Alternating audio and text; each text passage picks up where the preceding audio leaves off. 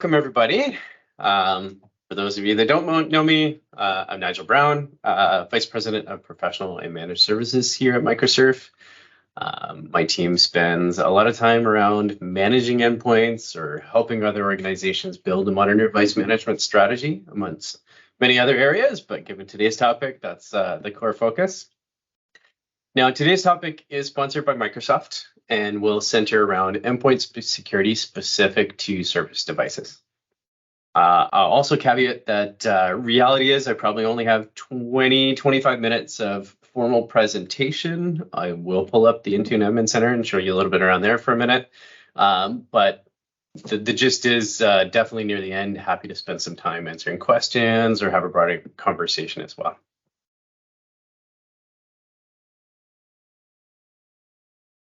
So, these days, employees have more devices than ever and are working from various locations, which poses a number of different challenges, including scalability, manageability, and heightened vulnerabilities. Security breaches could occur at various levels: a breach of data, a compromised physical device, an attacked operating system, and the increasingly sophisticated attacks of firmware. Organizations essentially spend millions of dollars to protect employees' data and devices, and the costs really keep going up, whether you're responding to an active data breach or just trying to ensure your systems and employees are protected. But one message really remains the same, that old devices are just plain and simple not as effective in protecting against new threats. Surface is really pushing the needle in terms of innovation to bring advanced protection so your business can be more secure wherever and however work gets done. Surface really takes a holistic approach to secure data and devices. Every Surface is essentially purpose-built to maximize Microsoft experiences, which does include enabling security right out of the box.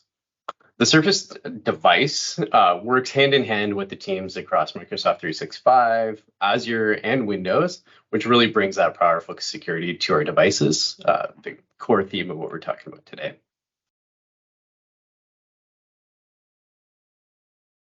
So, Microsoft security stands on 4 key pillars, which are really fundamental to creating one integrated solution. First and foremost, every layer of Surface from chip to cloud is maintained by Microsoft. That gives you advanced control, proactive protection, and peace of mind wherever and however work gets done. Secondly, Surface products are designed and built with secure supply chain in mind. Third, Surface enables Windows security by default. And this new set of hardware security requirements that comes with Windows 11 was designed to build a foundation that's even stronger and more resilient to attacks. Microsoft uses Windows Update to make sure that you're kept up to date and protected from new and emerging threats. And finally, that fourth pillar is that Microsoft strives to give organizations the freedom to work from anywhere while retaining control that they need to stay secure. Microsoft Intune Admin Center powers streamlined device protection in a scalable fashion. And as Microsoft says, security is embedded into their devices from chip all the way up through cloud. And essentially, I'll dive a bit deeper on each of these layers next. So the core of security on a Surface device is fundamentally the hardware. The most significant element to hardware protection is known as TPM, which stands for Trusted Platform Module.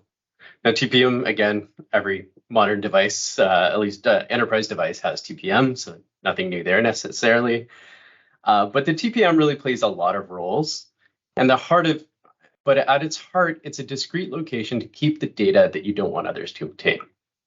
Some key examples include biometric logon details for Windows Hello for Business and BitLocker, BitLocker key that defines the encryption pattern for the removable hard drive.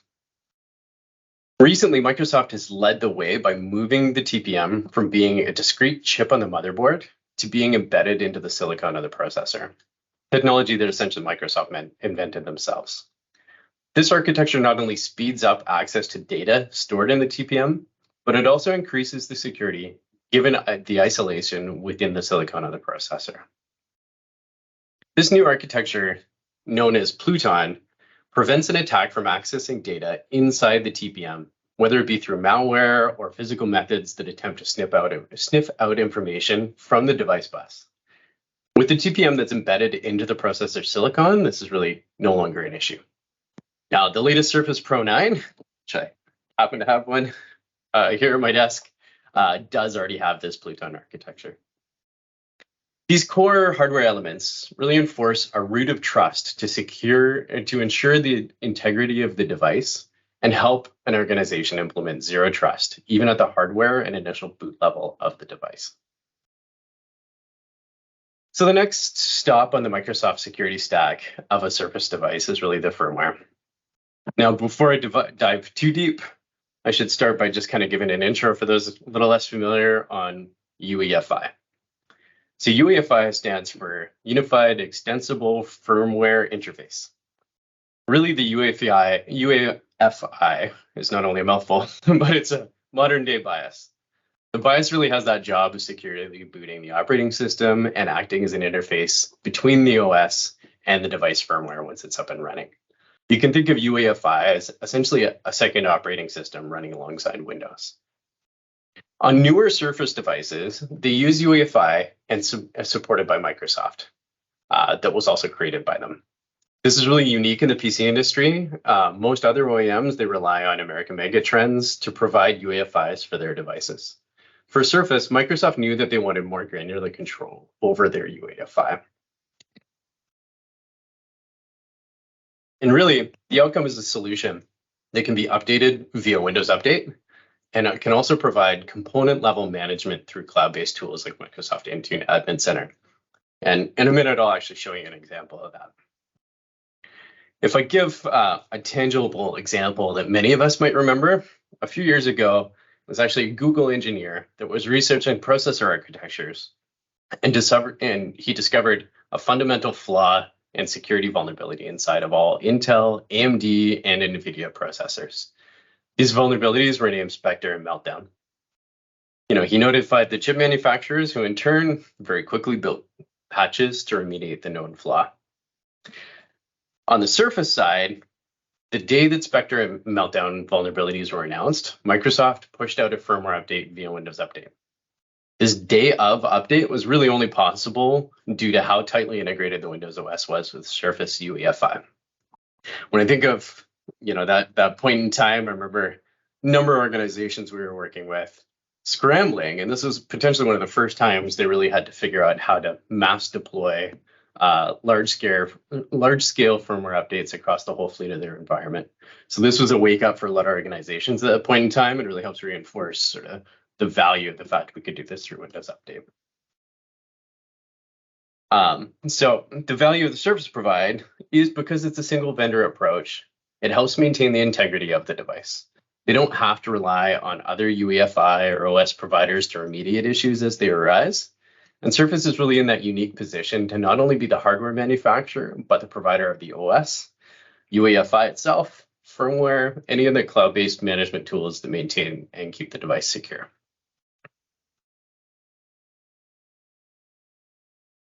So you can take a look at the actual UEFI settings on a Surface device, essentially just by holding down the volume up button and turning it on by pressing the power button.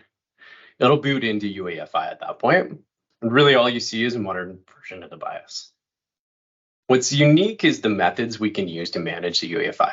Of course, we can manage it locally by doing that, but it's not really very efficient when you have a large fleet of devices to manage. Each one of these settings is what can be managed through Microsoft Intune Admin Center. So if I give you a more tangible example, let's say you plan to deploy a Surface device as a kiosk, and you want to ensure your Surface is only enabled for certain forms of input. Perhaps maybe you want to make sure the Bluetooth and the device camera are forced off. This helps to reduce the attack surface of the device, but it also ensures the device is only enabled to do exactly what you intended to do. It also means that once you disable these components at a hardware level, they won't even be visible to the OS anymore. You can try looking at Device Manager, but they won't show up because they've been disabled at that firmware level. Now, another key capability, again unique to Surface, is the ability to disable booting over USB. If you disable this capability, essentially it'll lock the surface to the tenant organization that owns the device. Nobody, not even the primary user, could reimage the device to another OS or try to boot off another operating system with the intent to access that installed OS. So if the device is lost or stolen, the holder of that device now would essentially find that it's a giant brick. Now, this granular capability supports complete device management, again, using standard tools like Intune, which I'll show you in a minute because I keep talking about it, that's often included with your existing M365 licensing. This is a pretty unique capability for Surface, though, in terms of manageability when it's paired with the M365 suite. So let's move on to talking about the Windows operating system layer now and the additional layers of security on devices. So if I just show you, this was actually a live screenshot of my machine as an example this morning. And essentially, if you go to settings and you go into device security panel, you can see all the key Windows OS security features. And when you go into device security, this is the screen that you see here. Starting with secured core PCs, it's really what provides advanced security by protecting firmware against vulnerabilities, shielding the OS from attacks, and preventing unauthorized access. Each new Intel-based Surface device is now a secured core PC. Surface introduced the root of trust approach through an approach called Phaser, which utilizes a boot process stored in UEFI to ensure that that device boots down a well-known path. It's sort of yet another example of how Microsoft's built-in UEFI keeps adding value to your user base. Next up, the core isolation is with virtualized based security, or VBS, is what helps provide better protections against malware by building a sandbox for applications to operate in. This means that a bad actor doesn't have the ability to infect the OS because it can't address anything that's outside of that sandbox. The other advanced feature that we turn on is HVCI, or hypervisor code integrity. HVCI ensures every application has a certificate of authenticity, if I could say that right, from its manufacturer before it can even execute in the sandbox. With Windows 11, though, VBS and HVCI are always enabled by default. So Microsoft's research shows that there were 60% fewer active malware reports from machines reporting detections to Microsoft 365 Defender when HVCI is enabled compared to the systems that don't have HVCI. So of course, again, run a Surface device, it's getting turned on by default. And then lastly, as we've already discussed, TPM security processor is what stores important keys in Windows Hello for Business to enable passwordless security and a whole bunch more. All Surface devices are equipped with TPM 2.0 for advanced encryption, and you can verify that right in device security settings, as you see here. Another feature is Windows Secure Boot, which is what prevents malicious code like boot and rootkits from attacking the boot process by verifying the firmware and bootloader are digitally signed by Microsoft. Surface turns Secure Boot on by default, and that's obviously a good thing, as the US National Security Agency also enforces this capability on all government devices. Essentially, zero trust is the name of the game. And one final feature that wraps this screenshot up is obviously with BitLocker encryption. This is what protects your device by default by encrypting all the data on your SSD. So even if the physical device is compromised, the data is still safe. So with Windows 11, the theme that we're really seeing here is that the security becomes even stronger and enabled new features that integrate some of what we just saw with enhanced phishing protection, smart app control, and config lock, for example. For those that haven't already moved or piloting Windows 11, I definitely recommend that you start this journey, and then you can kind of raise the bar of your elevated levels of security across all devices. Now, the last part I haven't taught you yet on the slide that keeps going is chip to cloud. IT admins essentially deal with hundreds or even thousands of devices at any given time. Microsoft continuously adds more and more features into Intune and makes managing and securing devices easy, simple, and seamless. With Windows Update for Business, you can keep your devices up to date, protected right down to the firmware level. If you really want to experience the ease of automatic firmware updates, then you can transition all the way to Windows Auto Patch. And a key element here, which I'll show you next, is the fact that you can manage the Surface UEFI with a feature built into Intune called Device Firmware Configuration Interface, or DFCI. So with that, after talking so much, let me jump over to my admin console. Okay, hopefully everybody can see that okay. So I'm just in Intune under the devices section and down to config profiles, just so I can show you how easy it is to do some of that DFCI management. So if I just come in here and say I've got a Windows machine, I'm going to pull from template. You can see here, this is what I was talking about, DFCI, which allows us to manage the UEFI BIOS. Just give it a quick name. I'm not actually going to save this live. So this is the key that you can see in terms of control. You can define whether users still have access on the local device itself. And usually even by default, you'll see that it says only to not configured settings. So if I configure anything here, then they won't have access to that. They'll just see whatever else they have control over on that device. And if I give a few examples, obviously I can go in and force and enable what I want to. Maybe in this case, I want to say, yes, I'm configuring cameras and I want to disable both of them. Then I can go ahead and do that. Probably more importantly, or more commonly though, you might do things that I mentioned earlier, like going in and saying I'm going to disable boot from external media. So that gives you sort of a taste of one pane of glass. I'm managing all of my firmware settings. I didn't have to deploy additional tools. I'm not installing extra software. This is the same console. I'm managing all of my devices and apps and everything else. But you can see if I set this up exactly how I want, maybe it's to all my Surface devices, or maybe again in kiosk scenarios or other scenarios, I'm creating very unique DFCI configurations for those. And essentially I can go ahead and apply these to a targeted group of devices, for example.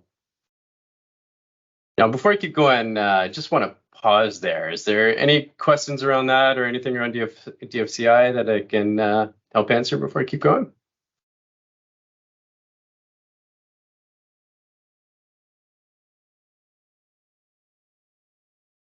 Okay, so while I'm screen sharing, I also want to talk a little bit about the Surface Management Portal, which is really what enables IT to manage and monitor the health of all Surface devices in a single location. So I'll quickly kind of show you how the portal makes it easy to secure and monitor your devices. So first off, yes, I'm going to discard my edits. If I go to all services in Intune, then I can come into Surface Management Portal. And this is a really nice single pane of glass. Again, I didn't have to go buy a third-party tool or look at some other interface, which was every device that's enrolled and being managed by Intune right now. In this demo, you can see I've only got 19 Surfaces in the fleet. So I get high-level stats about what type of device I have in the environment, again, built right out of the console. I get some key insights, so device details, some other stuff on the monitoring page, but I can drill in a little bit more detail. Now, mine's a great world use case because clearly I need to either renew warranty or figure out what I'm going to do, maybe refresh some of these legacy devices I see in the environment. So again, one pane of glass where it's up to date, warranty coverage status, when it ended, what type of warranty we had, drilling into any individual device. I just see a question come in, so let me flip gears here. Yeah, that's one question from Arthur. Okay, I'm just wondering what happened to the device if you have an SSD issue and need to reinstall the OS, having the USB boot locked. So in the scenario you're saying SSD has failed, but I've locked it out so I can't boot off USB. Well, essentially in that case, what you'd really do is install that brand new hard drive. You'd have to boot it up. You know what? I'm honestly, Archer, let me get one of my guys to answer that in more detail, because I haven't had to do this live before, but they would have. So let me circle back with you on that one, because I don't want to completely screw up the answer, given that I know the console, but I don't live in it every day in terms of operating support. You're right. I mean, maybe disabling boot while more secure does create some unique challenges in terms of supportability. I'd also say SSD issues, I have not seen nearly as many anymore since, the days of spinning disk, but it's a very valid issue for sure, how you'd address that. Oh, I see somebody else chiming in here. Maybe Emmanuel's got a better answer than I do. With laying down the image on the SSD in an enclosure, then installing the drive work, I think the answer is probably yes. Like ideally, all you'd really need is Windows that could boot into autopilot and then start on an autopilot deployment process so it could be managed again, right? So I think that's my key question now. Will it still support a brand new SSD if you have a USB boot locked? So if my team doesn't know, I'll get an answer from Microsoft for you, Artur, and make sure we can share it out in the meeting chat or whatever works best. You bet. So I'll show you a little bit more about the Surface Management Portal. I mean, so again, as you can see here, you can pull up any individual device, exactly what your coverage is, what it has, any other details. My favorite part, though, obviously, this is more to me device planning. Ideally, I wouldn't be coming into expired devices like I am in our example tenant here, but it gives me that ability to hit export. I can pull down this list. Now I have my refresh list. I know what I need to either upgrade warranty coverage on or go ahead and refresh the devices. As you can see, I mean, this applies to the hub. Any of the devices in the Surface fleet all show up in the Surface Management Portal, which is kind of handy.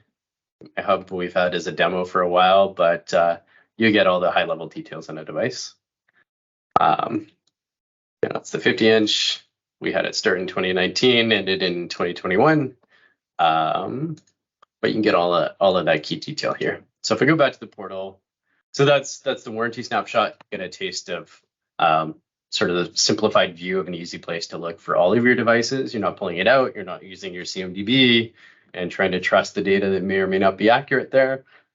But this also becomes a portal for support requests and for repair requests.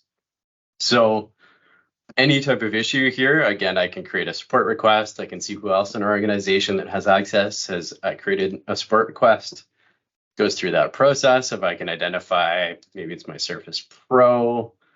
I have the 9 with ARM is the one that I happen to have. Then you can actually go in and literally say, it is this device I am targeting. That's the one with my issue. And I'm going to go ahead, say, yes, I need tech support. Maybe there's a warranty problem, and I can get a case opened right away. So you can see sort of that granularity that allows us to control support requests, all of that stuff. Super easy to manage from a vendor standpoint because it's all integrated into the same tools you're managing the device from. Repair requests, very similar process. You can see anything that's active if you're returning devices or if you have advanced exchange. Another one here to mention is Microsoft is an authorized repair provider for Microsoft Surface, one of the few in Canada. So your repair requests might end up at our desks anyways. And then this also gives you an interface to the Surface IT tools. So if you need to do a little bit deeper, if you're going to end up enabling Surface Enterprise Management Mode, which is what integrates with UEFI control, you can do that, as well as diagnostic toolkits, data erasers, or an asset tag command line utility to let you set the asset tag on the device itself. So it gives you a bit of a taste of the console, unique to Surface, all the things we can do under that Surface Management Portal built right into Intune. To be honest, I'm really hoping that we'll start seeing other OEMs push and get Microsoft's integration under all services so that we could maybe potentially in the future manage other OEMs in the same way. I'd love that concept of it all being in one place. So with that, let me stop sharing. I'll flip back to my slides.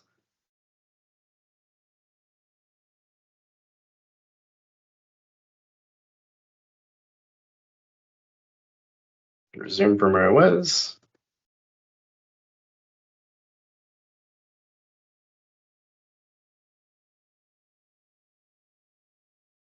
Okay, so really what I've shared today is some of the advanced security technologies that are great to see. Hopefully there's a few in there that maybe you didn't know about, but the bigger question is, what does it really mean to you?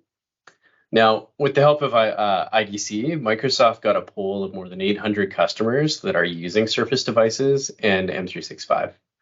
The big question they asked was comparing their experiences to other devices in their inventory. And these are just some of the stats that they shared. Essentially that they experienced nearly 50% fewer help desk tickets, 30% reduced time waiting for incident resolve, and 40% less staff time related to ongoing maintenance. So if you were to look at that human time saved, you'd see the total cost of ownership on a Surface device when paired with M365, sort of modern workplace tools and manageability. It's not just that initial cost of the device, but the savings over the course of the device's life in your organization. So there's a TCO calculator. I think on the slide, you can actually click down near the bottom. That'll get to you. If not, it's tco.exploresurface.com. I'll just throw that in the meeting chat as well. But that gives you an idea if you want to do some math on how investing in Surface upfront with M365 can really help to simplify IT operations, reduce security risks, and increase employee productivity over a 3-year span of time. So, with that, my pleasure to kind of give you an overview on Microsoft Surface Security. I hope key takeaways, sort of how security and Microsoft Surface devices go hand in hand. And really, happy to explore it from here. We're at 11:30, it's a little longer than my practice runs, but happy to take any additional questions and see if you can stump me like Arthur did here, and we can go from there.